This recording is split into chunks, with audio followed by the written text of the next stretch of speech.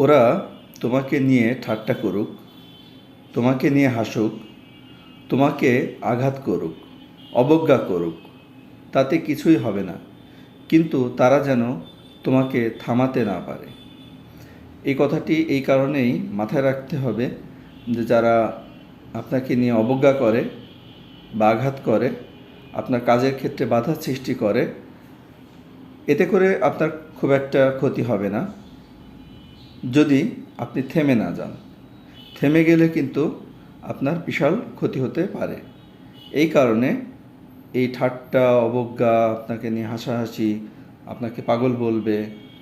আপনারা জানেন যে একজন উদ্যোক্তা সে কাজ শুরু করলে প্রথমেই প্রায় তার ফ্যামিলির লোকজন, আশেপাশের লোকজন সবাই কিন্তু প্রথম দিকে পাগল বলা শুরু করে, হাসাহাসি করে, ঠাট্টা করে।